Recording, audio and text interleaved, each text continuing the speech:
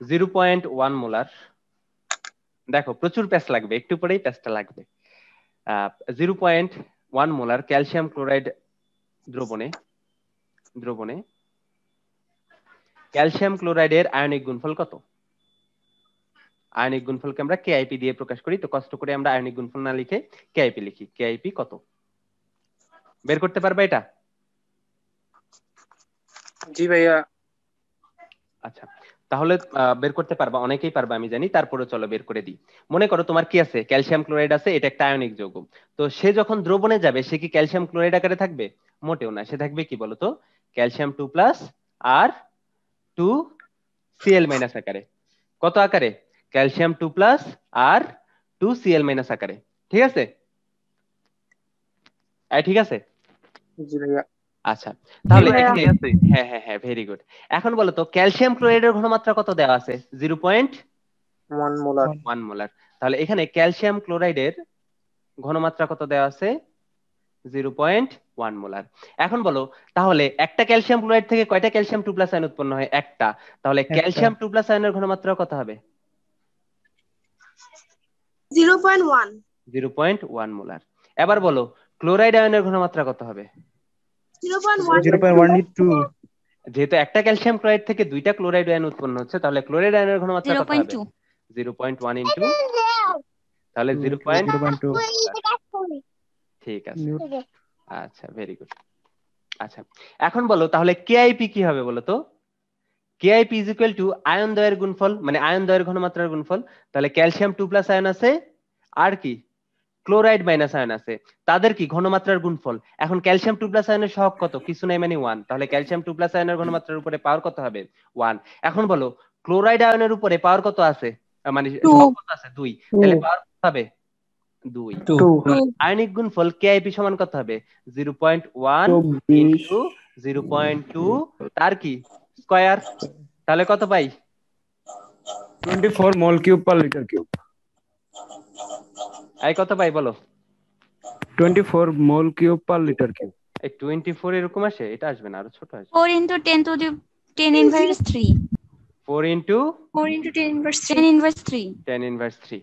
এখন বলো, হ্যাঁ এটা আসছে সবার? আচ্ছা, এখন বলো তো একক কি হবে ভাইয়া? এটা হচ্ছে 1 molar into 0.2 molar whole square. তাহলে এখান থেকে একটা এম আসবে, এখান থেকে কয়টা আসবে? দুইটা এম আসবে। তাহলে একক কি হবে বলো তো? mole cube per liter cube হ্যাঁ, হয়। এম কিউব আসবে, তাই না? মোলার কিউব আসবে। তো আমরা জানি মোলার যে কথা, মোল পার লিটার একই কথা না? একই কথা না? ভাইয়া। একই কথা। জি ভাই। তাহলে তাহলে ইদার তোমরা এখানে মিটার মোলার কিউব রাখতে পারো, অথবা তোমরা কি রাখতে পারো? মোল পার লিটার হোল কিউব রাখতে পারো। কেমন, তোমাদের যেটা ইচ্ছা। এই যে মোল পার লিটার হোল কিউব রাখতে পারো তোমরা, ঠিক আছে? যেটাই রাখবো ওইটাই। তাহলে আমরা কি আয়নিক গুণফল বের করা শিখে গেছি না? ভাইয়া, হ্যাঁ বলো। হ্যাঁ বিভা বলো।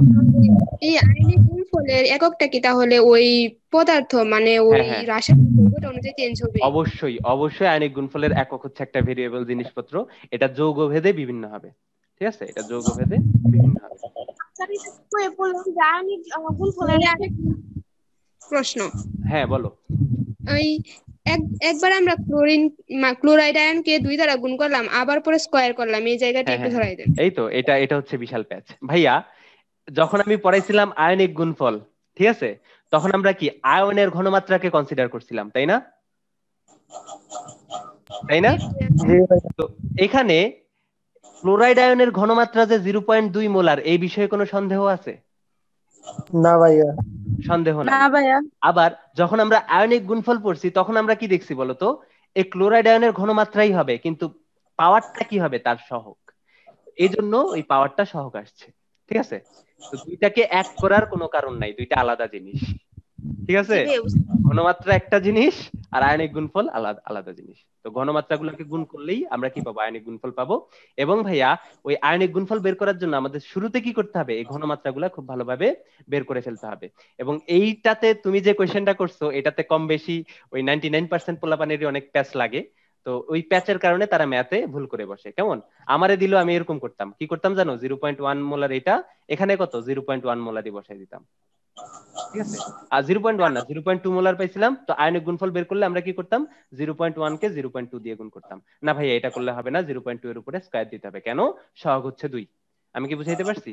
এবং কেন সহগ 2, কেন ওইটা পাওয়ারে যাচ্ছে ওইটাও কিন্তু আমি দেখাইছি। তাহলে এই ম্যাথটা সবাই বুঝতে পারছেন? জি ভাইয়া। আচ্ছা তাহলে চলেন ভাই আরো। একটা প্রশ্ন ছিল, হ্যাঁ হ্যাঁ করো, হ্যাঁ করো ভাইয়া তুমি। হাজারিন আগে পরে বললাম যে আয়নিক গুণ দ্রাব্যতার গুণফল এর কোনো একক নেই, তাহলে ভাইয়া একক? আচ্ছা একক নাই ডিরেক্ট বলে দিছে, এর কোনো নির্দিষ্ট একক নেই। কেমন এইটা জি মনে হয় পড়ছো, নির্দিষ্ট একক নাই। আর মোল পার লিটার কিউব যেটা, এটা কি কোনো নির্দিষ্ট নির্দিষ্ট একক? নির্দিষ্ট একক কিন্তু না, ওইটা কি হচ্ছে, দ্রব্যভেদে চেঞ্জ হচ্ছে। ওকে আই নেই বুঝি না বুঝি না। ভাইয়া, ডিরেক্ট এখানে বলে দিছে যে কেএসপি এবং কেআইপি এর কোনো একক নেই। এককই নাই মানে জি কোনো ভাইয়া, এককই নেই। আচ্ছা শোনো, 164। হ্যাঁ হ্যাঁ হ্যাঁ একক আছে, একক আছে। নইলে দেখো ওই যেই লাইনে বলছে তার পরের লাইনে যে ম্যাথগুলা করছে সবগুলোর পিছনে দেখবে একক ইউজ করছে তিনি, তাই না? দেখবা। আচ্ছা ঠিক আছে সমস্যা নেই, একক আছে আসলে, বাট এককটা নির্দিষ্ট না। যেহেতু বইতে আছে, যদি এমসিকিউ তে আসে তোমরা লিখে দিবে একক নেই, যেহেতু বইতে আছে, বাট একক কিন্তু আছে আসলে। ঠিক আছে। আচ্ছা দেখো তাহলে পরের টপিকে চলে যাই। আচ্ছা তো শোনো তো, কোয়েশ্চেন নাম্বার 2। কোয়েশ্চেন নাম্বার কত? 2। মনে করো তোমার কাছে একটা দ্রবণ আছে ক্যালসিয়াম ফ্লোরাইডের। কেমন? ক্যালসিয়াম ফ্লোরাইডের। তো এই দ্রবণে, এই অনেক ইন্টারেস্টিং ম্যাথ এগুলা, এই ম্যাথগুলা প্র্যাকটিস করে করে তোমরা তোমাদের কনফিউশন দূর করবা। কেমন? তো ক্যালসিয়াম ফ্লোরাইড দ্রবণে এফ মাইনাস আয়নের ঘনমাত্রা, মাইনাস আয়নের ঘনমাত্রা দেয়া আছে 1.2 মোলার। কত মোলার বলো তো? 1.2 মোলার। তাহলে তোমাকে দুইটা জিনিস বের করতে হবে। একটা হচ্ছে ভাই এই যে দ্রবণটা আছে, এই দ্রবণের ঘনমাত্রা কত?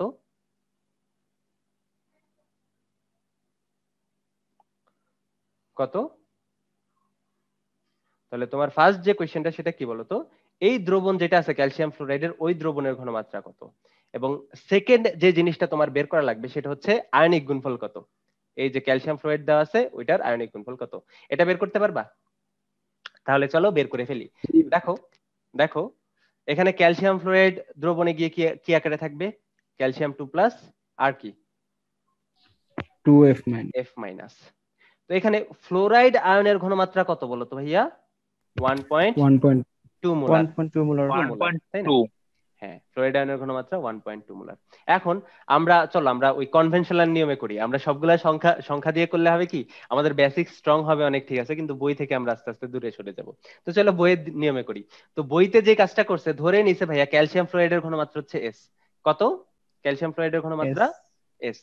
তাহলে বলো তো ক্যালসিয়াম ফ্লোরাইডের ঘনমাত্রা যদি হয় এস, তাহলে ক্যালসিয়াম 2 প্লাস আয়নের ঘনমাত্রা কত হবে? এস। এস। এখন বলো তো ওই ফ্লোরাইড আয়নের ঘনমাত্রা কত হবে?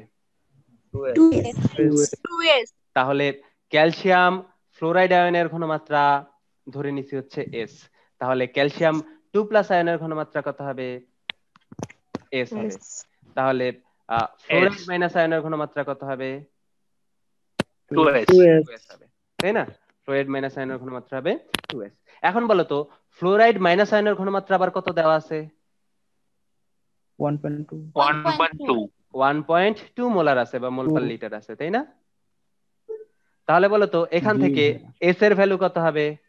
0.6। 1.2 divide by 2 mole per litre, তাই না? তার মানে 0.6 মোল পার লিটার। তাহলে বলো তো এই এস কার কার ভ্যালু বলো তো? এস হচ্ছে ক্যালসিয়াম ফ্লোরাইড আয়নের ঘনমাত্রা, আবার কি ক্যালসিয়াম 2 প্লাস আয়নের ঘনমাত্রা। তাহলে দুইটার ঘনমাত্রাই কি আমরা বের করে ফেলছি না? জি ভাইয়া। তাহলে বলো ক্যালসিয়াম 2 প্লাস আয়নের ঘনমাত্রা কত হবে? 0.6 মোল পার লিটার, মোলার। বড় হাতের এম, ঠিক আছে। আবার ক্যালসিয়াম ফ্লোরাইড বা দ্রবণের ঘনমাত্রা কত হবে? 0.6 মোল পার লিটার। তাহলে দ্রবণের ঘনমাত্রা কত? এটাই আনসার, ঠিক আছে, এটাই আমাদের আনসার। আমি কি বুঝাইতে পারছি? না ভাইয়া শুনেন আবার রিপিট করেন। না দেখেন কিরকম দেরি লাগতেছে বলি, যদি ক্যালসিয়াম ফ্লোরাইডের ঘনমাত্রা দাও থাকতো ঠিক আছে, তো ফ্লোরিনের যদি বের করতাম তখন তো মানে স্কয়ার করা লাগতো না। ঘনমাত্রা বের করতে? ঘনমাত্রা বের করতে? ঘনমাত্রা বের করতে? না সরি আয়নিক গুণফল। হ্যাঁ আয়নিক গুণফল, এটা আলাদা। আমরা ঘনমাত্রা বের করতেছি, কেমন? আমরা ঘনমাত্রা বের করতেছি। এই সবাই বুঝতে পারছো এটা? আমি মিউট করে দিচ্ছি সবাইকে। আচ্ছা শোনো, তাহলে আমরা দ্রবণের ঘনমাত্রা কত পেয়ে গেলাম? 0.6 মোলার পেয়ে গেলাম, তাই না? ভাইয়া আবার একটু বলেন। আবার বলতেছি, ঠিক আছে, সমস্যা নেই। তো আমরা কি ধরে নিছি? আমরা ধরে নিছি ক্যালসিয়াম ফ্লোরাইডের ঘনমাত্রা হচ্ছে S। তো ক্যালসিয়াম ফ্লোরাইড থেকে উৎপন্ন হয় ক্যালসিয়াম 2+ আর ফ্লোরাইড মাইনাস। তাহলে ক্যালসিয়াম ফ্লোরাইডের ঘনমাত্রা যদি হয় S, ক্যালসিয়াম 2+ এর ঘনমাত্রা কত হবে? S ই হবে, কারণ একটা থেকে একটা উৎপন্ন হয়। আর ফ্লোরাইড আয়নের ঘনমাত্রা কত হবে? 2S হবে, কারণ একটা থেকে দুইটা উৎপন্ন হয়, তাই না? মানে ক্যালসিয়াম ফ্লোরাইডের ঘনমাত্রা যা হবে, ফ্লোরাইড আয়নের ঘনমাত্রা যে তার দ্বিগুণ হবে, এটা তো আমরা আগে থেকেই জানি না? জি ভাইয়া। জানি। তো এটাই লিখছি যে ক্যালসিয়াম ফ্লোরাইডের ঘনমাত্রা যদি S হয়, ক্যালসিয়াম 2+ আয়নের ঘনমাত্রা হবে S, আর ফ্লোরাইড আয়নের ঘনমাত্রা কত হবে? 2S হবে। এবং ফ্লোরাইড আয়নের ঘনমাত্রা কি আমাদের দেওয়া আছে না? আমাদের দেওয়া আছে। তো এই ফ্লোরাইড আয়নের ঘনমাত্রা 1.2 মোল পার লিটার আমরা যেহেতু দেওয়া আছে লিখে ফেলছি। তো এই ফ্লোরাইড আয়নের ঘনমাত্রা সমান কত? 2 × S, এই যে দেখতেছি আমরা, তাই না? 2 × S আমরা দেখতেছি। তো এখান থেকে S এর ভ্যালু আমরা কি পাই? S এর ভ্যালু পাই ভাইয়া এই যে 2, ওই সাইডে যে ভাগ হয়ে যায়, তাহলে 0.6। এখন S এর ভ্যালু আমরা পেয়ে গেছি। তো S এর ভ্যালু পাইছি মানে কি বলতো? ক্যালসিয়াম 2+ আয়নের ঘনমাত্রা পেয়ে গেছি, আর ক্যালসিয়াম ফ্লোরাইডের ঘনমাত্রা পাইছি, তার মানে দ্রবণের ঘনমাত্রা আমরা পেয়ে গেছি। তাহলে এই যে দ্রবণের ঘনমাত্রা 0.6 পেয়ে গেছি, আর ক্যালসিয়াম 2+ আয়নের ঘনমাত্রাও 0.6 পেয়ে গেছি। আমি কি বুঝাইতে পারছি? জি ভাইয়া বুঝতে পারছি। Very good. তো এগুলো অনেক বেসিক কনসেপ্ট, তো এগুলা যদি ক্লিয়ার করে না যাও তাহলে তোমাদের অনেক সমস্যা হবে। তো আমি নিজেও এগুলা সমস্যায় ফেস করছি, কারণ তোমরা হয়তো জানবা যে আমি ইন্টার লাইফে প্রাইভেট খুব বেশি পড়ি নাই, সবকিছু নিজে পড়া লাগছে, কলেজে স্যাররা যা পড়াইছে তার উপরেই। তো এই জন্য হচ্ছে আমার অনেক সমস্যায় পড়তে হয়েছিল। তো এই সমস্যাগুলো দূর করতে করতে আমার কিন্তু সেকেন্ড ইয়ার লেগে গেছিল। তো তোমরা এই সমস্যায় পড়বা না আশা করি, কেমন? কারণ তোমাদের ইমন ভাইয়া আছে। তো ইমন ভাইয়া আছে মানে তোমরা যে কোনো কোশ্চেন যে কোনো সময় করতে পারবা, কেমন? আচ্ছা দেখো, তাহলে আমরা আরো একটা ম্যাথ আছে, এই ম্যাথটা শেষ হয় নাই এখনো। তো আমাদের পরের কি ছিল? পরে ছিল হচ্ছে আয়নিক গুণফল বের করা। এখন আমরা ফ্লোরাইড আয়নের ঘনমাত্রাও জানি, আমরা ক্যালসিয়াম 2+ আয়নের ঘনমাত্রাও জানি, আমরা আয়নিক গুণফল কেআইপি বের করতে পারবো না? জি জি ভাইয়া। ভাইয়া। তাহলে কেআইপি মানে কি? ক্যালসিয়াম 2+ আয়নের ঘনমাত্রা ইনটু কত? ফ্লোরাইড মাইনাস আয়নের ঘনমাত্রা তার স্কয়ার। জি ভাইয়া। 0.864 একটা ছেলে একটা মেয়ে একসাথে বলা শুরু করছে, দুইটা দিছে ভাই সুরের মতো আসতেছে কথাগুলা, সুর মানে 0.864। ভাই নেটওয়ার্কে অনেক ঝামেলা ভাইয়া। হ্যাঁ তো বুঝতে পারছি আমি, সমস্যা নেই। তারা কি বাইরে চলে গেছস? হ্যাঁ বাড়িতে। হ্যাঁ আচ্ছা চলো, তাহলে ক্যালসিয়াম 2+ আয়নের ঘনমাত্রা আমরা কত পাইছি? S। তাহলে S এর জায়গায় S বসাইলাম। ক্লোরাইড মাইনাস আয়নের ঘনমাত্রা কত পাইছি? 2S। 2S এর জায়গায় 2S বসাইলাম, তার উপরে কি আছে? স্কয়ার। আলটিমেটলি আমরা কত পাচ্ছি বলো তো গুণ করে? 0.864 এই যে 4S³ পাচ্ছি। তাহলে 4 আর S এর জায়গায় কত বসাবো? 0.6। হ্যাঁ বলো, কেউ কিছু বলতে চাইছো? কেআইপি এখানে দিছেন ক্লোরাইড 2+। ক্লোরাইড 2+ কেন দিছি? ক্লোরাইড মাইনাস, একটা ক্লোরাইড। ক্লোরাইড কেমনে আসতো? আচ্ছা এটা ফ্লোরাইড, সরি। ও ভাই ফ্লোরাইড। শোনো, আমি ফ্লোরাইডই লিখেছি, কিন্তু তোমাদের দুষ্ট চোখে ক্লোরাইড লিখেছো, কারণ তোমাদের চোখে অনেক সমস্যা। না ভাই আজকে মোবাইলের স্ক্রিন নষ্ট হয়ে গেছে। হ্যাঁ তোমাদের চোখে সমস্যা, মোবাইল ঠিকই আছে, ঠিক আছে? না ওয়াইফাই প্রবলেম ভাই। হ্যাঁ না তোমাদের চোখে প্রবলেম। আচ্ছা বলো কত আসে? 0.864। তো একক কি হবে? একক হবে m³। তো m³ যে কথা, মোল পার লিটার হোল কিউব একই কথা। জি ভাইয়া। আচ্ছা ঠিক আছে, তো এটা আমাদের আনসার। তো এই ম্যাথটাও বুঝতে পারছো সবাই? কোশ্চেন। জি ভাইয়া বুঝতে পারছি। হ্যাঁ করো, কোশ্চেন করো তানভীর, যত খুশি। f minus equal to 2s লিখলেন, তারপরে এই যে আবার f মাইনাস এর ঘনমাত্রা 2s। হ্যাঁ এই যে f মাইনাস এর ঘনমাত্রাই তো 2s আমরা পাইছি ভাই। f মাইনাস এর ঘনমাত্রা মানে ঘনমাত্রা, ঠিক আছে? f মাইনাস এর ঘনমাত্রা মানে f মাইনাস এর ঘনমাত্রা, আর স্কয়ারটা আসছে কার জন্য? সহগের জন্য, ঠিক আছে? সহগের জন্য। এখন এখানে তুমি s দিয়ে যদি ঝামেলা না করতে চাও, তো ফ্লোরাইড মাইনাসের ঘনমাত্রা তুমি কত পাইছিলা বলো তো? দেওয়াই আছে 1.2। তো এখানে তুমি 1.2 বসায় দাও, সমস্যা নাই তো। আচ্ছা ভাই। হ্যাঁ বাট তুমি যখন হ্যাঁ বলো, আর কেউ কোনো কোশ্চেন? না ভাইয়া। আচ্ছা, তো এই ম্যাথটা কিন্তু আমরা এভাবেও করতে পারতাম যে ভাইয়া এই যে কেআইপি সমান কত, কেআইপি সমান হচ্ছে ক্যালসিয়াম 2+ আয়নের ঘনমাত্রা ইনটু কত ফ্লোরাইড মাইনাস আয়নের ঘনমাত্রা হোল স্কয়ার। তো ক্যালসিয়াম 2+ আয়নের ঘনমাত্রা পাইছি 6m, তো বসাই দিলাম 6m। ফ্লোরাইড আয়নের ঘনমাত্রা দেওয়াই ছিল কত 1.2m, 1.2 তার স্কয়ার। বলো কত হয়, দেখবা 0.864। 0.864 সেম আনসারই আসে। কেমন? এটা কি? আর কোনো কনফিউশন আছে? আর কোনো কনফিউশন না নেই? ভাইয়া, না ভাইয়া। ঠিক আছে, তো এই জিনিসটাই কনফিউশন বাঁধাবে না। আমি বারবার বলতেছি এগুলাতে বারবার তোমাদের কনফিউশন হবে, 1000বার কনফিউশন হবে, এবং এই কনফিউশন আসলে দূর হবে না ওইভাবে যদি তুমি উল্টাপাল্টা জায়গায় যাও বুঝতে। আপনি কবে থেকে অফলাইনে পড়াবেন? জবে থেকে লকডাউন শেষ হবে। আজকে তো দেখছো ময়মনসিংহের অবস্থা। স্যার জি ভাইয়া, ভাইয়া অনেক অবস্থা আমরা খারাপ। এক মাস অফলাইন অনলাইনে পড়ান, আমরা বাসায় চলে আসছি। এক লাইন আচ্ছা, এক মাস পড়াইতে গেলে তো ঈদ পর্যন্ত চলে যাবে। জি ভাইয়া, ঈদের পরে আচ্ছা অফলাইন শুরু করব। আচ্ছা দেখা যাক, সমস্যা ভাই নেই। আগে পড়ে নেই, পরে লাস্টে আমরা ডিসকাশন করবো না এই ব্যাপারে। হ্যাঁ, এটা নিয়ে আমরা লাস্টে ডিসকাশন করব, ওই অনলাইন অফলাইন নিয়ে আমার ব্যাচে যারা আছে তাদের সাথে একটা ডিসকাশন আছে এই ক্লাসটা শেষেই। ঠিক আছে, তাহলে চলো আরো একটা ম্যাথ করি। এবার ম্যাথ আমরা করব না, এবার ম্যাথটা তোমাদের করতে দিব বাসায়। ঠিক আছে, তাহলে মনে করো, আচ্ছা ভাই। হ্যাঁ দেখো, মনে করো এইচডব্লিউ এটা। তাহলে যদি না পারো পরের দিনে এসে আমি করে দিব। অ্যালুমিনিয়াম সালফেটের একটা দ্রবণ আছে, অ্যালুমিনিয়াম সালফেটের হচ্ছে একটা দ্রবণ আছে। দ্রবণে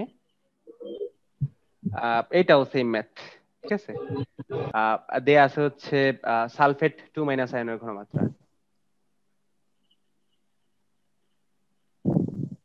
কত দেওয়া আছে 1.5 মোলার। ঠিক আছে, 1.5 মোলার। তো তোমাকে যেটা বের করতে হবে সেটা হচ্ছে অ্যালুমিনিয়াম 3+ আয়নের ঘনমাত্রা কত, তারপরে দ্রবণের ঘনমাত্রা কত। দ্রবণের ঘনমাত্রা মানে অ্যালুমিনিয়াম সালফেটের ঘনমাত্রা, একই কথা। তার মানে অ্যালুমিনিয়াম সালফেটের ঘনমাত্রা কত। ঠিক আছে, এটা ঘনমাত্রা কত, এবং সবার শেষে বের করতে হবে কেআইপি কত, আয়নিক গুণফল কত। বের করতে পারবে না তো এটা তোমাদের বাড়ির কাজ, সবাই লিখে ফেলো, এখনই লিখে ফেলো, এটা তোমাদের বাড়ির কাজ। কারণ আমি কিন্তু নোট দিব না, আমি লেকচার দিব। নোটটা সবার শেষে, টপিক শেষ হওয়ার পরে দিব একদম একসাথে। তাহলে অ্যালুমিনিয়াম সালফেট কি দ্রবণে থাকবে 2 অ্যালুমিনিয়াম 3+ আয়ন আকারে, আর কি 3 সালফেট মাইনাস আকারে, 2 মাইনাস আকারে। তো আমরা ধরে নিলাম যে ভাইয়া এই যে দ্রবণটা, এই দ্রবণে এই অ্যালুমিনিয়াম সালফেটের ঘনমাত্রা হচ্ছে এস, কত এস। তাহলে স্বভাবতই অ্যালুমিনিয়াম 3+ আয়নের ঘনমাত্রা কত হবে 2s। আর কি বলতো সালফেটের ঘনমাত্রা কত হবে বলতো 3s। তো এই সালফেটের ঘনমাত্রা দেওয়া আছে কত 1.5 মোলার। তাহলে 3s কত দেয়া আছে 1.5 মোলার। তাহলে s এর মান কত হবে বলতো, s এর মান হবে 0.5 মোলার। তাহলে বলতো অ্যালুমিনিয়াম সালফেট দ্রবণের ঘনমাত্রা কত। ভাইয়া এই এসটা কি ক্যাপিটাল লেটার নাকি small letter? Capital capital capital হিসেবে ইউজ করে বইতে। আচ্ছা, এই ধরা ধরে এখানে তুমি এস না ধরে কিন্তু এক্সও ধরতে পারতা, তোমাকে কেউ কিছু বলতে পারতো, বা এও ধরতে পারতা, কেউ কিছু বলতে পারতো, কেউ কিছু বলতে পারতো না। তো এটা ক্যাপিটাল এস ধরবা নাকি স্মল এস ধরবা নাকি কি ধরবা, এটা কমপ্লিটলি তোমার নিজের ব্যাপার, তোমার নিজের ব্যক্তিগত ব্যাপার, এটার উপরে আসলে কারো হাত নেই। আচ্ছা, তো অ্যালুমিনিয়াম সালফেট দ্রবণের ঘনমাত্রা কত, আমরা জানি অ্যালুমিনিয়াম সালফেট দ্রবণের ঘনমাত্রা ধরে নিয়েছিলাম এস, এবং এস এর মান পাইছি 0.5m, তাহলে 0.5m। তাহলে বলো তো অ্যালুমিনিয়াম 3+ আয়নের ঘনমাত্রা কত। আমরা দেখছি যে অ্যালুমিনিয়াম 3+ আয়নের ঘনমাত্রা আমরা ধরে নিয়েছিলাম কত 2s হয়েছিল। তো s এর মান হচ্ছে 0.5, তাহলে 2s এর মান কত হবে 0.5 ইনটু 2, তার মানে কত 1 মোলার। 1 মোলার।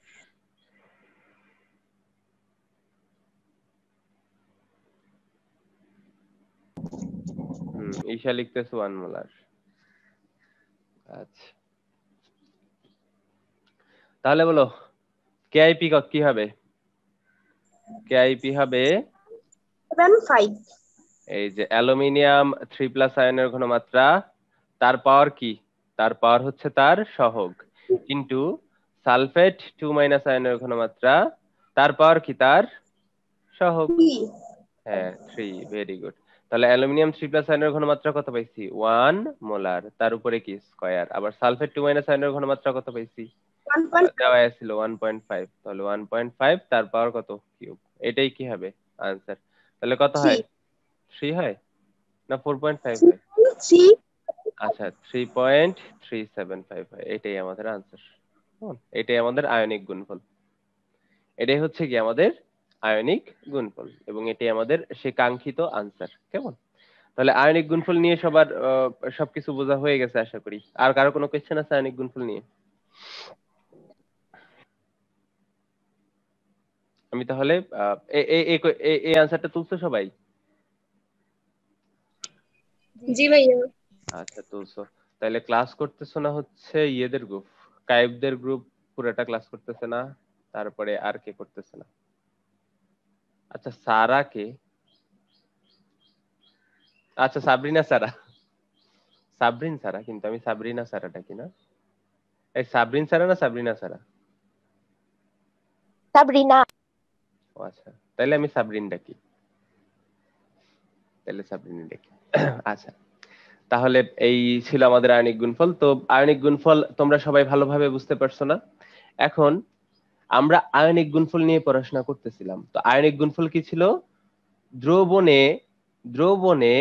দ্রবের যতগুলা আয়ন উৎপন্ন হয়, দ্রবের কি উৎপন্ন হয়? যতগুলা আয়ন উৎপন্ন হয়, ওই আয়নগুলার ঘনমাত্রার গুণফলকেই আমরা কি বলতাম?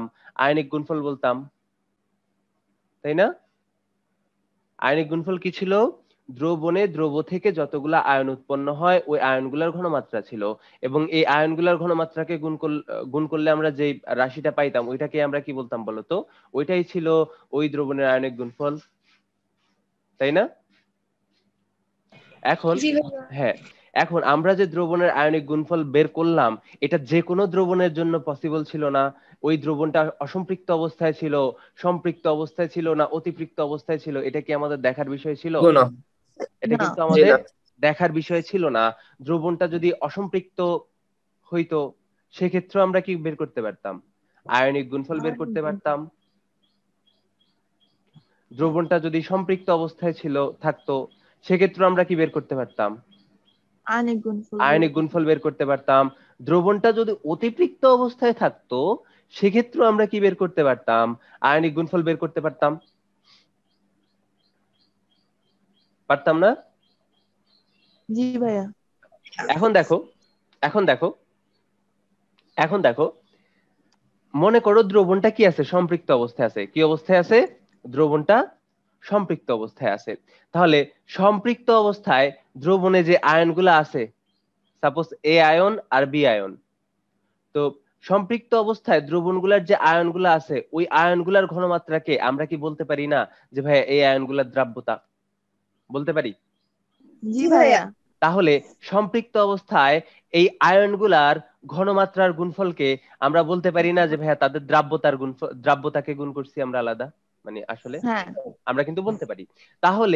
তাহলে এটা ভালোভাবে বুঝো যে সম্পৃক্ত অবস্থায় কোন দ্রবণের আয়নিক গুণফলই কি তার দ্রাব্যতার গুণফল না? সম্পৃক্ত অবস্থায় কোন একটা দ্রবণের আয়নিক গুণফলই কি তার দ্রাব্যতার গুণফল। কেন বলতো? সম্পৃক্ত অবস্থায় আয়নগুলার ঘনমাত্রাই কি তার দ্রাব্যতা না? হ্যাঁ। তাহলে আমরা লিখতে পারি যে সম্পৃক্ত অবস্থায়, লিখো সম্পৃক্ত অবস্থায়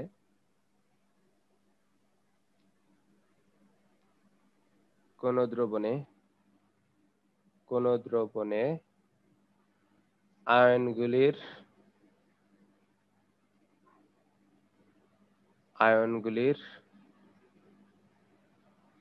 ঘনমাত্রার গুণফলই কি? ঘনমাত্রার গুণফলই দ্রাব্যতার গুণফল। এখন আমরা এটাকে আয়নিক গুণফল বলতেছি না, আমরা দ্রাব্যতার গুণফল বলতেছি। কেন দ্রাব্যতার গুণফল বলতেছি? সম্পৃক্ত অবস্থায় আয়নের ঘনমাত্রা আসলে তার কাকে ইন্ডিকেট করতেছে? তার দ্রাব্যতাকে ইন্ডিকেট করতেছে, তাই না? দ্রাব্যতার গুণফল, ঠিক আছে।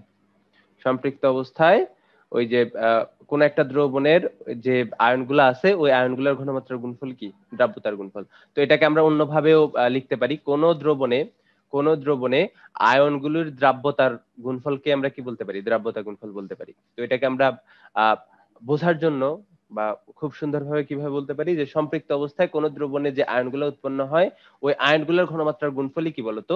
ওই দ্রবণের দ্রাব্যতা গুণফল। আমি কি বুঝাইতে পারছি? জি ভাইয়া। আচ্ছা দেখো, হ্যাঁ হ্যাঁ হ্যাঁ হ্যাঁ ভাইয়া সংজ্ঞার পরে যেটুকু বলেন একটু আরেকবার বলেন। আচ্ছা আচ্ছা, সংজ্ঞার পরে কি বলছিলাম আমি তো ভুলে গেছি। মনে করো আমি আবার জিনিসটা রিক্যাপ করি।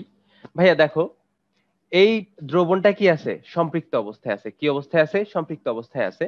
এখন আমরা জানি এই দ্রবণটা সম্পৃক্ত থাকুক আর অসম্পৃক্ত অবস্থায় থাকুক, এই দ্রবণের জন্য আয়নিক গুণফল আমরা বের করতে পারবো। কিভাবে বের করতে পারবো? আয়নগুলোর ঘনমাত্রাকে গুণ করে, তাই না? আয়নগুলোর কাকে গুণ করে? ঘনমাত্রাকে গুণ করে। এখন সম্পৃক্ত অবস্থায় এটা আমরা বের করতে পারবো। এখন সম্পৃক্ত অবস্থায় আয়নগুলার ঘনমাত্রা আসলে কাকে ইন্ডিকেট করে? তাদের দ্রাব্যতাকে ইন্ডিকেট করে, তাই না? কারণ সর্বোচ্চ যত ধারণ ক্ষমতা, ওই ধারণ ক্ষমতা পর্যন্ত যদি আমরা অ্যাড করি তাহলেই কি আমাদের সম্পৃক্ত দ্রবণ প্রস্তুত হচ্ছে। আর ওই ধারণ ক্ষমতাটাই কি? তার দ্রাব্যতা। তাহলে সম্পৃক্ত দ্রবণে এই আয়নগুলোর ঘনমাত্রাই আসলে কাকে ইন্ডিকেট করে? তাদের দ্রাব্যতাকে ইন্ডিকেট করতেছে। তো আলটিমেটলি সম্পৃক্ত দ্রবণে আয়নিক গুণফল বের করতে যে আমরা আসলে ওই আয়নগুলোর কাকে গুণ করতেছি? দ্রাব্যতাকে গুণ করতেছি। দ্রাব্যতাকে গুণ করতেছি। তো এই দ্রাব্যতাকে যেহেতু গুণ করতেছি তাহলে এটাকে আমরা কি বলতে পারি? দ্রাব্যতা গুণফল বলতে পারি। ঠিক আছে?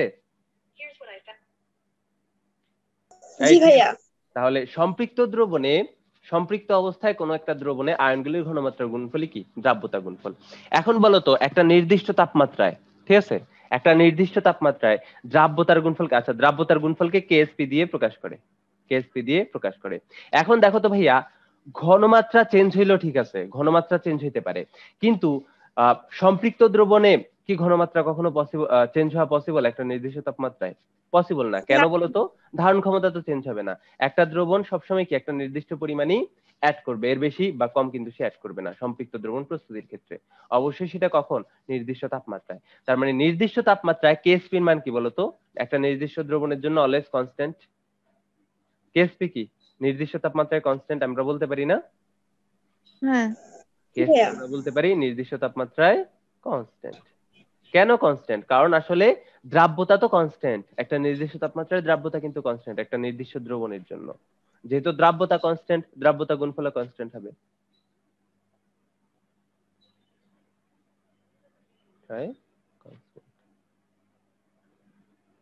তাহলে তোমরা কি বুঝতে পারছো দ্রাব্যতা গুণফল আসলে কি, এবং দ্রাব্যতা গুণফল কোন দ্রবণের জন্য পসিবল আসলে?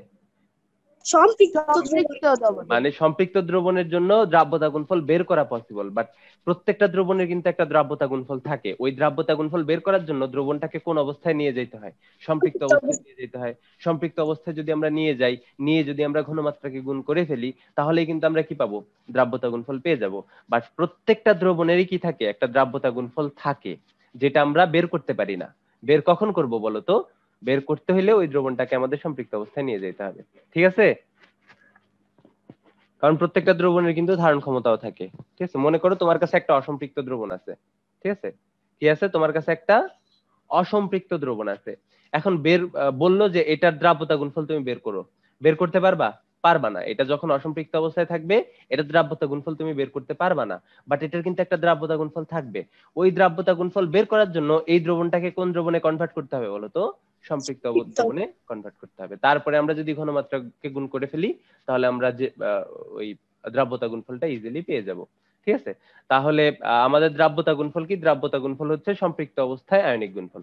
ঠিক আছে? সম্পৃক্ত অবস্থায় দ্রাব্যতা গুণফল আর আয়নিক গুণফল কি হয়? সমান হয়। আচ্ছা, আমি কি ক্লিয়ার করতে পারছি নাকি গেঞ্জাম লাগাই দিছি বলো তো? জি ভাইয়া, বুঝতে পারছি। সবাই বুঝতে পারছো? জি ভাইয়া। আচ্ছা দেখো, তাহলে সম্পৃক্ত অবস্থায় আয়নিক গুণফলই কি বলতো? তার দ্রাব্যতা গুণফল, তাই না? জি ভাইয়া। হ্যাঁ, এখন আয়নিক এই দ্রাব্যতা গুণফল কি সবসময় একটা কনস্ট্যান্ট মান, তাই না? দ্রাব্যতা গুণফল কি সবসময় একটা কি কনস্ট্যান্ট মান। দ্রাব্যতা গুণফলের মান কি আমরা একটা নির্দিষ্ট দ্রবণের জন্য কখনো চেঞ্জ করতে পারবো নির্দিষ্ট তাপমাত্রায়? পারবো না। তাপমাত্রা চেঞ্জ করলে সেক্ষেত্রে দ্রাব্যতা গুণফল চেঞ্জ হবে, এর আগে কিন্তু দ্রাব্যতা গুণফল চেঞ্জ হবে না। এখন বলতো আমরা একটা অসম্পৃক্ত দ্রবণ নিলাম, এটারও কি থাকবে? একটা দ্রাব্যতা গুণফল থাকবে, বাট যেটা আমরা বের করতে পারবো না, তাই না? জি ভাইয়া। এখন বলো, এটার তো একটা আয়নিক গুণফল থাকবে অসম্পৃক্ত দ্রবণে, আয়নিক গুণফলের মান বড় হবে নাকি দ্রাব্যতা গুণফলের মান বড় হবে? দ্রাব্যতার গুণফলের মান বড় হবে। কেন দ্রাব্যতার গুণফলের মান বড় হবে? অসম্পৃক্ত অবস্থায় তো ঘনমাত্রা কম থাকবে দ্রবণের। হ্যাঁ হ্যাঁ হ্যাঁ হ্যাঁ হ্যাঁ, এই দ্রবণটা অসম্পৃক্ত অবস্থায় আছে, সাপোজ এই দ্রবণটা আছে অসম্পৃক্ত অবস্থায়, ঠিক আছে? ধরো এই যে আমাদের দ্রবণ মহাশয় আছে, সে আছে কোন অবস্থায় বলো তো? অসম্পৃক্ত অবস্থায়। অসম্পৃক্ত অবস্থায় তাদের একটা ঘনমাত্রা থাকবে। এখন সম্পৃক্ত অবস্থায় নিতে হইলে তাদের ঘনমাত্রা বাড়াইতে হবে না আরো? জি ভাইয়া। অসম্পৃক্ত অবস্থায় তাদের আয়নের কি থাকবে? একটা ঘনমাত্রা থাকবে, ঠিক আছে? কি থাকবে? ওই ঘনমাত্রার গুণফলকে আমরা কি বলি? কেআইপি বলি। এখন কেএসপি বের করার জন্য বা দ্রাব্যতা গুণফল বের করার জন্য আমাদের এই দ্রবণটাকে সম্পৃক্ত বানাইতে হবে। যেহেতু দ্রবণটা অসম্পৃক্ত অবস্থায় আছে, সম্পৃক্ত বানাইতে আমাদের এই আয়নগুলার ঘনমাত্রা আরো বাড়াইতে হবে না? জি ভাইয়া। তাহলে দ্রাব্যতা গুণফলের ক্ষেত্রে এই আয়নগুলার ঘনমাত্রা আরো বেশি হবে না? হ্যাঁ, বুঝতে পারছি ভাইয়া। এই সবাই বুঝতে পারছো? আয়নগুলার ঘনমাত্রা কিন্তু আরো বেশি হবে, এজন্য দ্রাব্যতা গুণফলের মান কি হবে? অসম্পৃক্ত দ্রবণের ক্ষেত্রে বেশি হবে। তার থেকে বেশি হবে ওই আয়নিক গুণফল থেকে বেশি হবে। আচ্ছা আলতাফ, তুমি কি বুঝতে পারছো এটা, যে কেন অসম্পৃক্ত দ্রবণে ওই আয়নিক গুণফলের মান দ্রাব্যতা গুণফলের চেয়ে কম হয় বা ছোট হয়? আর একটু বুঝাই দেন ভাইয়া। আচ্ছা আচ্ছা, আবার বুঝাচ্ছি, সমস্যা নেই। আচ্ছা তাহলে মনে করো আমি এটা মুছে ফেলি, ঠিক আছে? মনে করো একটা দ্রবণ অসম্পৃক্ত অবস্থায় আছে, ঠিক আছে? মনে করো একটা দ্রবণ অসম্পৃক্ত অবস্থায় আছে। মনে করো এই দ্রবণটা হচ্ছে সোডিয়াম ক্লোরাইডের একটা দ্রবণ। কেমন? এই সোডিয়াম ক্লোরাইডের একটা অসম্পৃক্ত দ্রবণ আছে, যেখানে হচ্ছে এই সোডিয়াম ক্লোরাইডের সোডিয়াম প্লাস আয়নের ঘনমাত্রা হচ্ছে মনে করো 0.5 মোলার, এবং ক্লোরাইড আয়নের ঘনমাত্রা মনে করো হচ্ছে 0.5 মোলার। কেমন? ঠিক আছে? কত? এই অসম্পৃক্ত দ্রবণটাতে সোডিয়াম প্লাস আয়নের ঘনমাত্রা হচ্ছে 0.5 মোলার, ক্লোরাইড আয়নের ঘনমাত্রা হচ্ছে 0.5 মোলার। তাহলে বলো তো কেআইপি এর মান কত হবে? 0.5 ইনটু 0.5, তার মানে 0.25। এটা কি তার আয়নিক গুণফলের মান? এখন দ্রবণটা কোন অবস্থায় আছে? অসম্পৃক্ত অবস্থায়। তার মানে কি এই দ্রবণটাকে সম্পৃক্ত বানাইতে হইলে আমরা আরো পরিমাণ দ্রব্য অ্যাড করতে পারবো। সোডিয়াম ক্লোরাইড কি আরো অ্যাড করতে পারবো না? জি ভাইয়া। মনে করো আরো সোডিয়াম ক্লোরাইড অ্যাড করতে করতে যখন দ্রবণটা সম্পৃক্ত অবস্থায় হবে, স্যাচুরেটেড অবস্থায় যাবে, মানে সম্পৃক্ত অবস্থায় যাবে, তখন সোডিয়াম প্লাসের ঘনমাত্রা হয়ে গেল 1 মোলার, আর ক্লোরাইড মাইনাস আয়নের ঘনমাত্রা কি হয়ে গেল? এটাও 1 মোলার হয়ে গেল। ঠিক আছে? দ্রবণটা যখন আমরা সম্পৃক্ত করলাম তখন কি হয়ে গেল বলো তো? এগুলার ঘনমাত্রা বেড়ে গেল। সম্পৃক্ত অবস্থায় এদের ঘনমাত্রার গুণফলই কি? তাদের দ্রাব্যতা গুণফল হবে 1 ইনটু 1। তার মানে কত? 1। তার মানে কি কেআইপি এর মান কেএসপি থেকে ছোট হচ্ছে না? জি। কেন ছোট হচ্ছে বলতো? কেন ছোট হচ্ছে বলতো? অসম্পৃক্ত অবস্থা থেকে সম্পৃক্ত অবস্থায় নিতে হইলে আমাদের আসলে ঘনমাত্রা কি করা লাগে? আরো বাড়ানো লাগে, যোগ করতে হয়। তো অসম্পৃক্ত অবস্থায় আয়নিক গুণফল তো একটা পাইছি আমরা, বাট ওই যদি দ্রাব্যতা গুণফল বের করতে চাই তাহলে কিন্তু প্রতি ক্ষেত্রে আমাদের দ্রবণটাকে সম্পৃক্ত অবস্থায়, হ্যাঁ হ্যাঁ, যেহেতু সম্পৃক্ত অবস্থায় নেওয়ার জন্য আমাদের ঘনমাত্রা বাড়াইতে হবে, এজন্য কি সম্পৃক্ত অবস্থায় ঘনমাত্রাগুলা বেশি হবে। ঘনমাত্রাগুলা যদি বেশি হয় ঘনমাত্রাগুলার গুণফলও বেশি থাকবে। তো ঘনমাত্রার গুণফলগুলাই কি আসলে দ্রাব্যতার গুণফল। তাহলে ওই দ্রাব্যতার গুণফল কি হবে বলতো? কেআইপি থেকে বড় হবে। কোন দ্রবণের ক্ষেত্রে বলতো? অসম্পৃক্ত দ্রবণের ক্ষেত্রে। হ্যাঁ, এবার বলতো অতিপৃক্ত দ্রবণের ক্ষেত্রে এই রিলেশনশিপটা কেমন হবে? ভাইয়া ওই কেআইপি বড় হবে। কেআইপি বড় হবে। কেন কেআইপি বড় হবে বলতো? সম্পৃক্ত দ্রবণের হ্যাঁ হ্যাঁ হ্যাঁ, মনে করো এই দ্রবণটা অতিপৃক্ত আছে। অতিপৃক্ত অবস্থায় আছে মানে কি? এর যে ধারণ ক্ষমতা সম্পৃক্ত অবস্থার চেয়ে কি বেশি পরিমাণ সোডিয়াম ক্লোরাইড অ্যাড আছে, বেশি পরিমাণ কি দ্রব্য অ্যাড আছে। মনে করো এই দ্রবণটা সম্পৃক্ত করতে তোমার ওই সোডিয়াম ক্লোরাইড বা ওই সোডিয়াম প্লাসের ঘনমাত্রা লাগে 0.5 মোলার। ঠিক আছে? 0.5 মোলার। এই দ্রবণটাকে সম্পৃক্ত করতে তাদের ঘনমাত্রা কত লাগে? এত মোলার লাগে। তাহলে তোমার কেআইপি এর মান কত হবে? KIP এর মান হবে 0.25। এটা কি তাদের সম্পৃক্ত অবস্থা মানে সম্পৃক্ত করতে লাগে, কিন্তু যেহেতু দ্রবণটা অতিপৃক্ত আছে তার মানে কি সম্পৃক্ত করতে যত লাগে তার চেয়ে বেশি পরিমাণ দ্রবীভূত অবস্থায় আছে, তাই না? তার মানে এখানে অবশ্যই 0.5 মোলার নাই, তার চেয়ে কি বেশি পরিমাণ দ্রব হচ্ছে দ্রবীভূত অবস্থায় আছে। তো মনে করো দ্রবীভূত অবস্থায় আছে 1 মোলার, তাহলে এটা KSP, যেহেতু সম্পৃক্ত অবস্থায় তাই কত KSP।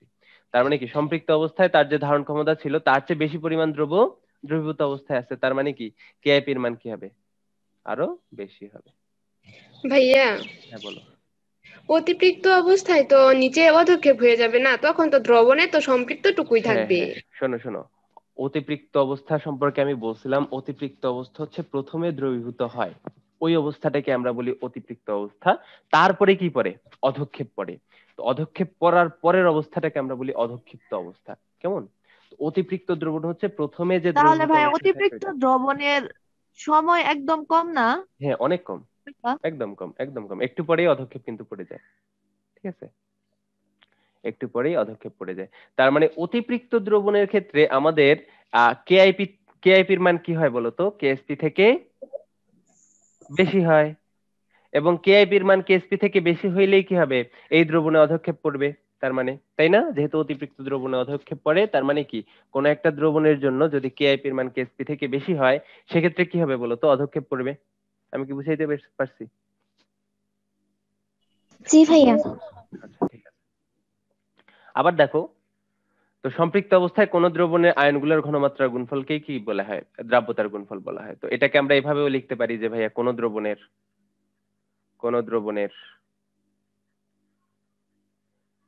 আয়নগুলির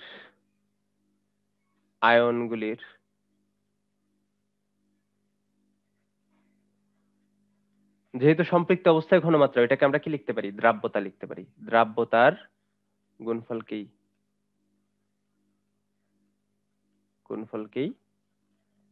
দ্রাব্যতা গুণফল বলে। এটাও আমরা লিখতে পারি না?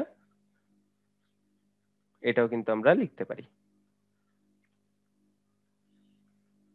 কারণ সম্পৃক্ত অবস্থায় আয়নের ঘনমাত্রাই আসলে কি আয়নের দ্রাব্যতাকে ইন্ডিকেট করে। সবাই কি বুঝতে পারতেছো নাকি হারায় যাচ্ছ? আচ্ছা, দৃষ্টি বণিক নামে কে যেন ছিল, আচ্ছা ওর হচ্ছে ক্লাস আছে মনে হয়। আরো কে কে ছিল? আচ্ছা এই জিনিসটা বুঝতে পারছো ছেলেমেয়েরা? কেন ভাইয়া কেএসপি সংজ্ঞাটা কি? কেএসপি শোনো, কেএসপির মেইন সংজ্ঞা হচ্ছে কোন দ্রবণের আয়নগুলির দ্রাব্যতার গুণফলকে আমরা কেএসপি বলি। তো ওইটাকে তুমি আরো কমপ্লিটলি বোঝার জন্য এটাও লিখতে পারো, সম্পৃক্ত অবস্থায় ওই কোন দ্রবণে আয়নগুলির ঘনমাত্রার গুণফলই দ্রাব্যতা গুণফল। দুইটার যে কোনো একটা ইউজ করতে পারো, দুইটাই তার সংজ্ঞা। কেমন? তাহলে ভাইয়া কেএসপি আর কেআইপি এর মধ্যে পার্থক্য কি? কেআইপি হচ্ছে আয়নিক গুণফল, যে কোনো একটা দ্রবণের ওই যে আয়নগুলির ঘনমাত্রার গুণফল। আর কেএসপি হচ্ছে সম্পৃক্ত অবস্থায় আয়নগুলোর ঘনমাত্রার গুণফল, বা কি বলতো দ্রাব্যতার গুণফল। ঠিক আছে, এটাই পার্থক্য। এই গোলাচ্ছে তোমাদের? হ্যাঁ হ্যাঁ হ্যাঁ প্রবলেম ছিল। হ্যাঁ নেট প্রবলেম ছিল। আচ্ছা হ্যাঁ বলো। হ্যালো হ্যালো হ্যালো তন্নি, আকাশ, কিছু বলতে চাইছো? ভাইয়া অঙ্ক করার ক্ষেত্রে কি দুটার মধ্যে পার্থক্য আছে? অবশ্যই পার্থক্য আছে, দেখবো আমরা, অঙ্ক তো করবোই। ভাইয়া কি মাত্র ঘুম থেকে উঠছেন?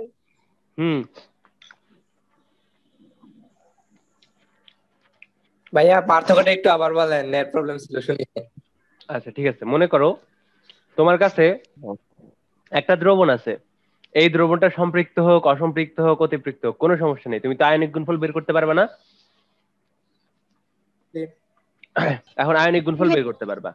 আয়নিক গুণফল কার উপর ডিপেন্ড করে? তোমার উপর ডিপেন্ড করে যে তুমি কি পরিমাণ দ্রব্য এখানে অ্যাড করছো, তাই না? কিন্তু একটা নির্দিষ্ট দ্রাবকের ক্ষেত্রে একটা নির্দিষ্ট দ্রব্যের দ্রাব্যতা কি ফিক্স না?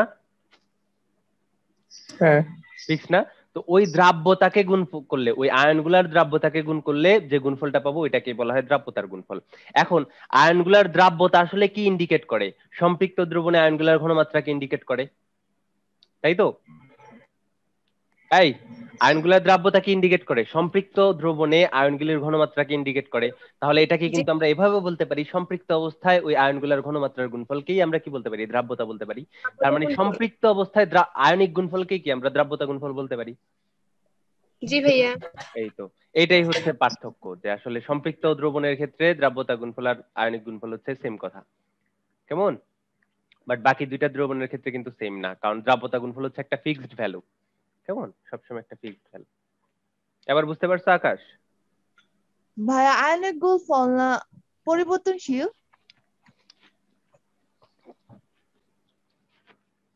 এটাই তো বললাম, তোমার উপর ডিপেন্ড করে, তুমি যে পরিমাণ দ্রব্য অ্যাড করবা ওই অনুসারে আয়নিক গুণফল হবে, কেমন? কারণ একটা দ্রবণের ঘনমাত্রা কি হবে এটা তো তুমি বলতে পারো না, বাট দ্রাব্যতা গুণফল কি হবে এটা তুমি বলে দিতে পারো। তুমি দ্রবণটাকে সম্পৃক্ত অবস্থায় নিলেই তুমি দ্রাব্যতা গুণফল বের করে ফেলতে পারবা। বাট আয়নিক গুণফল যে কোনো অবস্থায় যে কোনো রকম হইতে পারে। তুমি 1 মোলার দ্রবণ বানাইলে একরকম হবে, 0.5 মোলার দ্রবণ বানাইলে আরেক রকম হবে, মানে ডিফারেন্ট হবে, অবশ্যই পরিবর্তনশীল। ঠিক আছে? এই মাথার উপর দিয়ে গেছে না ভাইয়া। আচ্ছা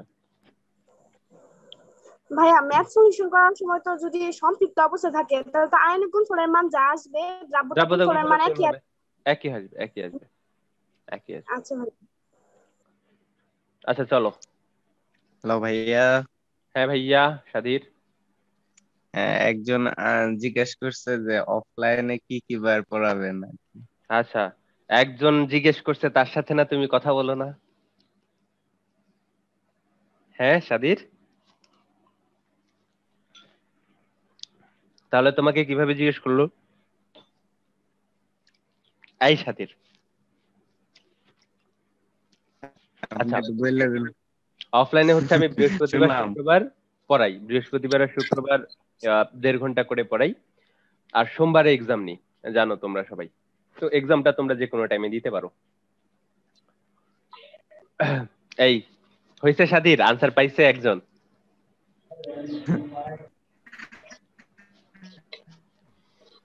আচ্ছা দেখো মনে করো পাইছে। আচ্ছা ঠিক আছে, কোশ্চেন লিখো, ক্যালসিয়াম ফ্লোরাইডের দ্রাব্যতা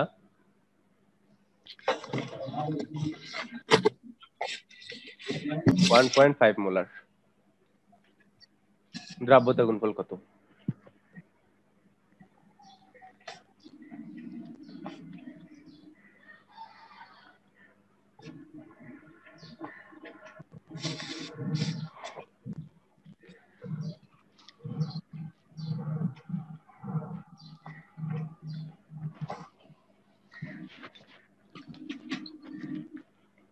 বের করতে পারবা?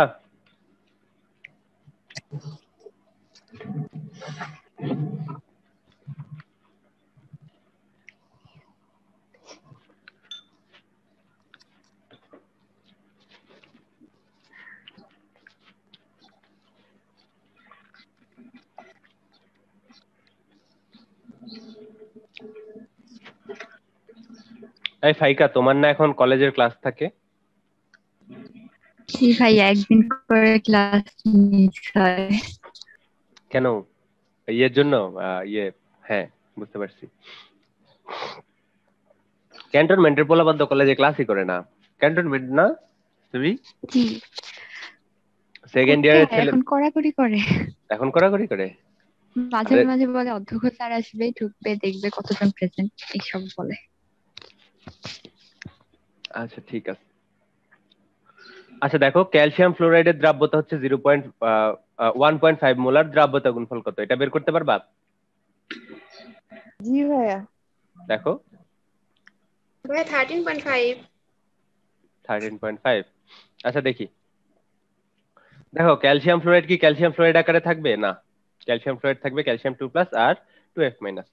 তো এই ক্যালসিয়াম ফ্লোরাইডের দ্রাব্যতা কি বলতো? সম্পৃক্ত দ্রবণে ক্যালসিয়াম ফ্লোরাইডের ঘনমাত্রা এটাই দেওয়া আছে, দ্রাব্যতা দেওয়া আছে, মানে কি সম্পৃক্ত দ্রবণে ঘনমাত্রা দেওয়া আছে, তাই না? জি ভাইয়া। সম্পৃক্ত দ্রবণে ঘনমাত্রা দেওয়া আছে, একই কথা।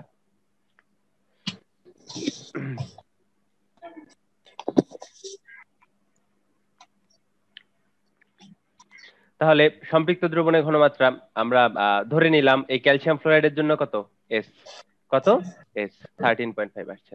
তাহলে বলো তো ক্যালসিয়াম ফ্লোরাইডের দ্রাব্যতা যদি হয় এস, ক্যালসিয়াম 2+ এর দ্রাব্যতা কত হবে বা সম্পৃক্ত দ্রবণের ঘনমাত্রা কত হবে? এস এসই হবে। ফ্লোরাইড আয়নের সম্পৃক্ত দ্রবণের ঘনমাত্রা বা দ্রাব্যতা কত হবে? 2s হবে। তাহলে দ্রাব্যতা গুণফল কেএসপি কি? সম্পৃক্ত দ্রবণে এই আয়নগুলার ঘনমাত্রার গুণফল। তাহলে এই ক্যালসিয়াম 2+ আয়নের ঘনমাত্রা মানে সম্পৃক্ত দ্রবণের ঘনমাত্রা বা তার দ্রাব্যতা ইনটু কি ফ্লোরাইড মাইনাস আয়নের ঘনমাত্রা বা সম্পৃক্ত দ্রবণে মানে তার দ্রাব্যতা বা সম্পৃক্ত দ্রবণের ঘনমাত্রা। এখন ফ্লোরাইড আয়ন কয়টা আছে? 2টা, তাই কি হবে পাওয়ার হবে 2। তাহলে ক্যালসিয়াম 2+ আয়নের দ্রাব্যতা কত? এস। ফ্লোরাইড মাইনাস আয়নের দ্রাব্যতা কত? 2s। তার পাওয়ার কত আবার? স্কয়ার। তাহলে কত হয়? 4s³ হয়। তো এস এর মান কি আমরা জানি? এই যে দেখো ক্যালসিয়াম ফ্লোরাইডের দ্রাব্যতা দেওয়া আছে 1.5 মোলার। হ্যাঁ ভাইয়া যাও। আচ্ছা ভাইয়া পরে রেকর্ডটা দেখে নেবো না? হ্যাঁ রেকর্ড দেখে নাও, সমস্যা নেই। আজকে আবার 2:30 বাজেও ক্লাস করব, যেহেতু প্রথম দিন। পরে দেখি টাইম চেঞ্জ করে কি করা যায়। তাহলে এস এর মান কি পাইছো? এস এর মান কিন্তু পাইছো 1.5 মোলার। তো তার কিউব কত হয়? 13.5 আসে। 13.5। জি ভাইয়া। এটা হচ্ছে আমাদের দ্রাব্যতা গুণফল আনসার। কেমন? এটাই আমাদের দ্রাব্যতা গুণফল। তো সবাই দেখো তো এটা করতে পারছো কিনা? করেছি ভাইয়া।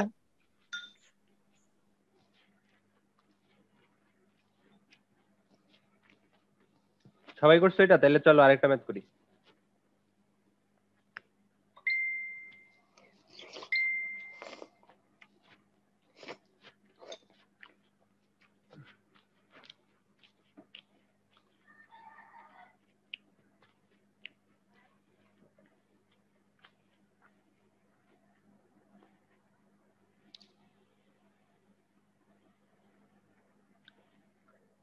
ঠিক আছে, লাইভ হচ্ছে কালকেরটা পাঠিয়েছি।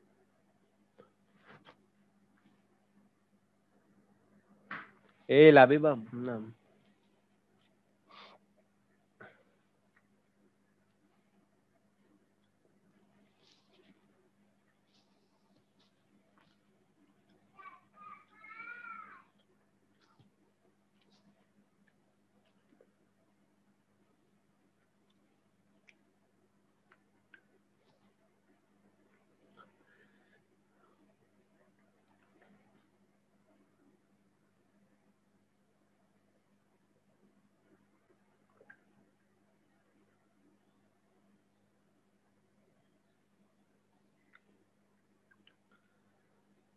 আচ্ছা ঠিক আছে, ঠিক করলেই হয়েছে।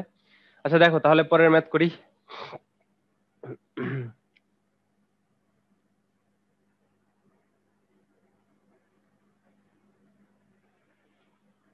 দেখো তাহলে চলো কেএসপি, বিভিন্ন ধরনের কেএসপি কিভাবে বের করে ওইটা আমরা দেখি। মনে করো কোন একটা দ্রবণে দ্রবের দ্রাব্যতা হচ্ছে এস।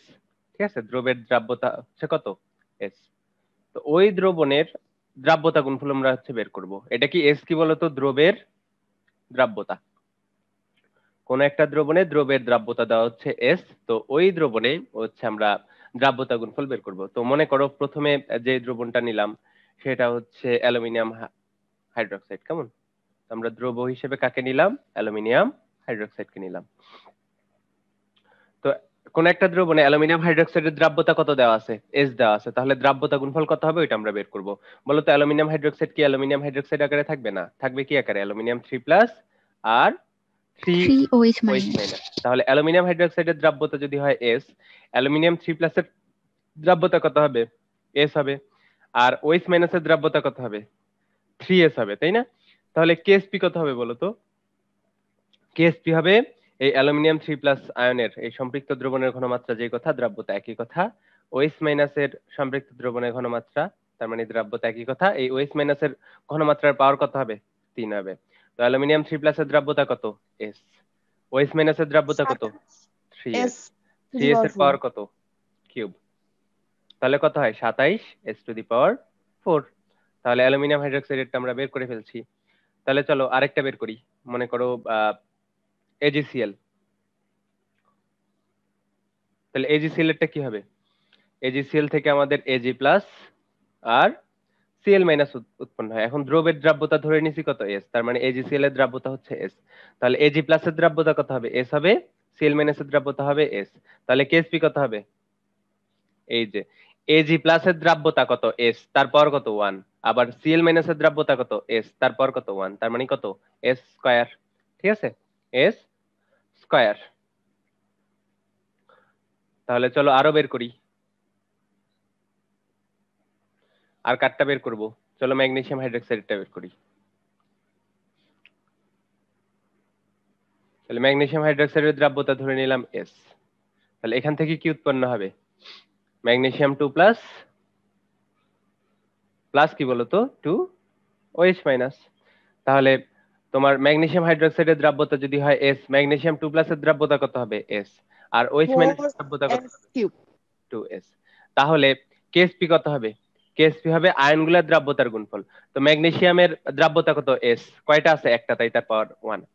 হাইড্রোক্সাইডের মানে হাইড্রোক্সিলের দ্রাব্যতা কত? 2S, তার সামনে সহগ কত আছে? 2, তাই পাওয়ার কত হবে? 2।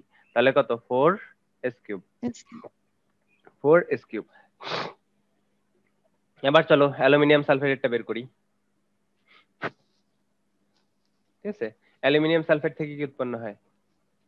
2 aluminium 3 plus 3 sulphate 2 minus. Aluminium সালফেটের দ্রাব্যতা যদি হয় S, অ্যালুমিনিয়ামের দ্রাব্যতা, অ্যালুমিনিয়াম আয়নের দ্রাব্যতা কত হবে? 2S হবে। সালফেট 2 মাইনাস এর দ্রাব্যতা কত হবে? 3S হবে। তাহলে দ্রাব্যতা গুণফল Ksp কত হবে বলতো? এই যে আয়নগুলোর দ্রাব্যতা, এই যে অ্যালুমিনিয়ামের দ্রাব্যতা হচ্ছে 2S, তার সহগ কত? 2, তাহলে ওইটা যাবে পাওয়ার। আবার সালফেট কত? সালফেটের দ্রাব্যতা হচ্ছে 3S, তাই 3S, তার পাওয়ার কি যাবে? তার সহগ। পাওয়ার কত? 3। তাহলে কত হয় বলতো? 4 আর 108 S টু দি পাওয়ার 5। বুঝাইতে পারছি? তাহলে আমরা এই দ্রবের দ্রাব্যতা জানলে আমরা দ্রাব্যতা গুণফল বের করে ফেলতে পারবো। অবশ্যই দ্রবের দ্রাব্যতা জানলে কিন্তু আমরা ইজিলি দ্রাব্যতা গুণফল বের করে ফেলতে পারবো। ঠিক আছে? ঠিক আছে ভাই, রিভার্স ভাবে এটাও তো বলতে পারি যে দ্রাব্যতার গুণফল জানলে দ্রাব্যতা বের করতে পারবো। হ্যাঁ, ওইটাও বলতে পারো, সমস্যা নেই। দ্রাব্যতার গুণফল জানলে দ্রাব্যতা বের করে ফেলতে পারবা। তাহলে চলো, দ্রব্যটা যদি এই আকারের থাকে AXBY, ঠিক আছে, এরকম একটা যৌগ আছে বা দ্রব্য আছে, এর দ্রাব্যতা গুণফল কি হবে? মনে করো এটা হচ্ছে S, কেমন? দ্রাব্যতা কত এই যৌগটার? S। তাহলে বলো তো, এখানে A আছে X সংখ্যক, তাহলে অবশ্যই X সংখ্যক A এর আয়ন উৎপন্ন হবে, আর কি Y সংখ্যক B এর আয়ন উৎপন্ন হবে, তাই না ছেলেমেয়েরা? বুঝো নাই আকাশ?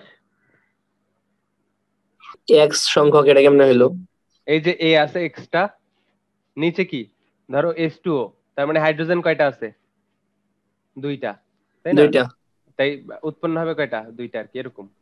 যেহেতু আয়নিক যৌগের কথা চিন্তা করতেছি, পানি তো হচ্ছে সমযোজী যৌগ, আমরা আয়নিক যৌগের কথা চিন্তা করতেছি। মনে করো ম্যাগনেসিয়াম হাইড্রোক্সাইড, কেমন? তো নিচে কত আছে? 2 আছে, তাই ম্যাগনেসিয়াম হাইড্রোক্সাইড কয়টা উৎপন্ন হবে? 2টা। আবার ম্যাগনেসিয়াম কয়টা আছে? 1টা, তাই ম্যাগনেসিয়াম উৎপন্ন হবে 1টা। ঠিক আছে, এখন বলো তো চার্জ কত হবে? চার্জ হবে, এই ম্যাগনেসিয়ামের চার্জ কত হবে বলো তো? এই হাইড্রোক্সিলের সাথে যত সংখ্যা আছে তত প্লাস। আবার হাইড্রোক্সিলের চার্জ কত হবে? ম্যাগনেসিয়ামের সাথে যত সংখ্যা আছে, কিছু নাই মানে তত, তার মানে কি তত মাইনাস। তাহলে বলো তো এর চার্জ কত হবে? এর চার্জ হবে Y, কত? প্লাস। আবার বি এর চার্জ কত হবে? X, কত? মাইনাস। এই জিনিসটা বুঝতে পারছো? চার্জ কি হবে আয়নিক যৌগের? জি ভাইয়া, বুঝতে পারছো, ভেরি গুড। তো চার্জ নিয়ে আমাদের কোনো আসলে খেলাধুলা নাই, চার্জ আমরা বের করতে পারলেও যা, না বের করতে পারলে তা। বলো এটার দ্রাব্যতা যদি S হয়, তাহলে A প্লাস এর দ্রাব্যতা কত হবে? X into S। আর YB এর দ্রাব্যতা কত হবে? Y into S। তাহলে দ্রাব্যতা গুণফল Ksp কত হবে বলো তো? এই যে A এর দ্রাব্যতা XS টু দি পাওয়ার কত বলো তো? X। আবার B এর দ্রাব্যতা কত? YS, তার পাওয়ার কত বলো তো? তার সহগ Y। তাহলে সমান কত আসে? এই যে এটাকে যদি ভাঙাই দিই তাহলে X to the power X, S to the power X। আবার এটাকে যদি ভাঙাই তাহলে Y to the power Y, S to the power Y। তাহলে সামনে কি চলে আসে? x to the power x আসে, y to the power y আসে, s টু দি পাওয়ার কত x আর y যোগ করলে কত হয় x প্লাস y আসে। এটাই কি হবে আমাদের দ্রাব্যতা গুণফল KSP এর মান। এটা তোমাদের শর্টকাট, বাট এটা আসলে মনে রাখা লাগে না। কেমন? এটা আসলে মনে রাখা লাগে না। যদি কেউ মনে রাখতে চাও মনে রাখতে পারো, ঠিক আছে?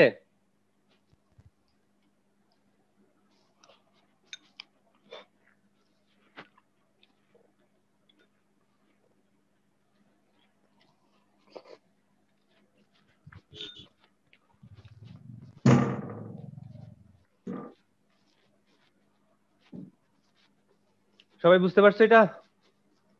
জি ভাইয়া। আচ্ছা, তাহলে আমরা দ্রাব্যতা গুণফল বের করা শিখে গেছি, চলো আমরা ম্যাথ করি। আর দ্রাব্যতা সম্পৃক্ত দ্রবণের ঘনমাত্রা কিন্তু একই জিনিস, এটা মাথায় রাখবা। চলো আমরা আরো ম্যাথ করি। যে ম্যাথটা করব ক্যালসিয়াম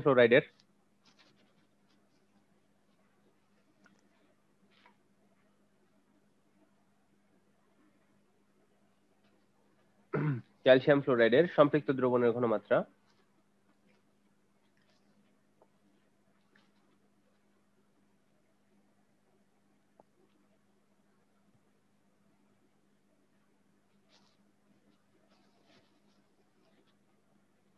(0.5 মোলার। ফ্লোরাইড আয়নের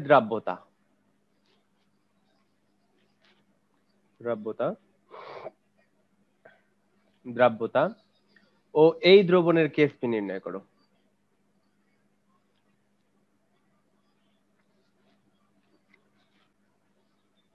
পারবে এটা?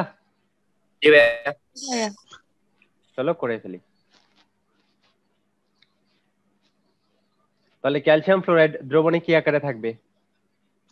ক্যালসিয়াম 2+ আর 2 ফ্লোরাইড 2F- এই আকারে থাকবে। তাহলে ক্যালসিয়াম ফ্লোরাইডের সম্পৃক্ত দ্রবণের ঘনমাত্রা দেওয়া আছে, তার মানে কি দ্রাব্যতা দেওয়া আছে কত S, ধরে নিলাম S। S এর মান কত দেওয়া আছে বলো তো? 0.5 মোলার। তাহলে ক্যালসিয়াম 2+ আয়নের সম্পৃক্ত দ্রবণের ঘনমাত্রা কত হবে বলো তো? 0.5 হবে। আবার ফ্লোরাইড আয়নের সম্পৃক্ত দ্রবণের ঘনমাত্রা কত হবে? 0.5 ইনটু 2, তার মানে কত? 1 মোলার। এখন বলো তো, আবার বলো বলো বলো জেনিয়া। একটু আগেই করলাম। এটা না, এটা করো নাই, এটা করো নাই। দেখো ফ্লোরাইড আয়নের দ্রাব্যতা চাইছে, দেখো ফ্লোরাইড আয়নের না দাদা, ওটা ছিল 1.5, এটা ছিল 0.5। আচ্ছা দেখো দেখো দেখো করে দিচ্ছি। দেখো ক্যালসিয়াম ফ্লোরাইডের সম্পৃক্ত দ্রবণের ঘনমাত্রা কত দেওয়া আছে? 0.5 মোলার। তাহলে ক্যালসিয়াম 2+ আয়নের ঘনমাত্রা কত হবে? 0.5। আর ফ্লোরাইড আয়নের ঘনমাত্রা কত হবে? 1 মোলার। তাহলে বলো তো এই 1 মোলার কি ফ্লোরাইড আয়নের সম্পৃক্ত দ্রবণের ঘনমাত্রা? জি ভাইয়া। তাহলে ফ্লোরাইড আয়নের সম্পৃক্ত দ্রবণের ঘনমাত্রা যেই জিনিস, ফ্লোরাইড আয়নের দ্রাব্যতা একই জিনিস না? জি ভাইয়া। তাহলে ফ্লোরাইড আয়নের দ্রাব্যতা কত হবে? ফ্লোরাইড আয়নের দ্রাব্যতা 1 মোল পার লিটার, ঠিক আছে? 1 মোল পার লিটার বা 1 m। এটাই কি আমাদের 1 নাম্বার কোশ্চেনের আনসার? ভাইয়া 2 নাম্বার কোশ্চেনের আনসার তো প্রশ্নের ভিতরেই দেওয়া।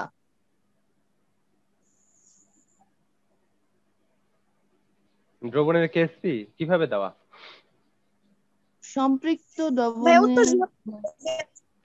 আচ্ছা তাহলে ফ্লোরাইড আয়নের দ্রাব্যতা বের করতে পারছি? এই ফ্লোরাইড আয়নের দ্রাব্যতা বের করতে পারছি? জি ভাইয়া। হ্যাঁ বের করতে পারছি। তাহলে KSP কত হবে? KSP হবে এই যে আয়নগুলোর দ্রাব্যতার গুণফল। তো আয়নগুলা ক্যালসিয়াম 2+ আয়নের দ্রাব্যতা কত? 0.5, তার পাওয়ার কত? 1, কিছু নেই মানে 1 ইনটু কি ফ্লোরাইড আয়নের দ্রাব্যতা কত? 1 মোলার, তার পাওয়ার কত হবে? সহগ আছে 2, তাই 2। তাহলে কত হয়? 0.5। এটা হচ্ছে আনসার, ঠিক আছে? এটাই হচ্ছে আনসার। তো ভাইয়া ঘনমাত্রা ও দ্রাব্যতার গুণফল তো সেমই হলো। এখন আসছে সংখ্যা ওইরকম থাকার কারণে আসছে, সব সময় যে সমান হবে এরকম তো না, তাই না? সব সময় সমান হবে। আচ্ছা এটা করতে পারছো সবাই? এটা নিয়ে কারো কোনো কোশ্চেন আছে? ফ্লোরাইড আয়নের দ্রাব্যতা 0.5 মোলার হওয়ার কথা না? কেন 0.5 মোলার হওয়ার কথা আকাশ? মানে ভাই 2F- আছে, তো আমরা শুধু চাইছি শুধু ফ্লোরাইড মানে F- একটা। এখন একটা ক্যালসিয়াম ফ্লোরাইড থেকে কয়টা ফ্লোরাইড উৎপন্ন হয়? তো এখানে ফ্লোরাইড আয়নের ঘনমাত্রা কত হবে? হ্যাঁ, একটা ক্যালসিয়াম ফ্লোরাইড থেকে কয়টা? দুইটা। তাহলে ক্যালসিয়াম ফ্লোরাইডের ঘনমাত্রা যা হবে ফ্লোরাইড আয়নের ঘনমাত্রা কি হবে? তার দ্বিগুণ হবে না?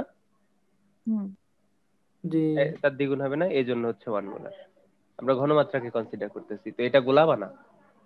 এটা ফ্লোরাইড আয়নের দ্রাব্যতা 1 মোলার লিখবো নাকি 1 মোল পার লিটার লিখবো? একই, দুইটা একই কথা, যেটা ইচ্ছা লিখো। আচ্ছা ভাইয়া, ঠিক আছে। এই ঘনমাত্রা কত হবে? 1 মোলারই হবে, বা দ্রাব্যতা 1 মোলারই হবে। তো এইটা নিয়েই হচ্ছে ওই আগের 3টা ক্লাস এত কষ্ট করলাম, এইটা বোঝানোর জন্যই।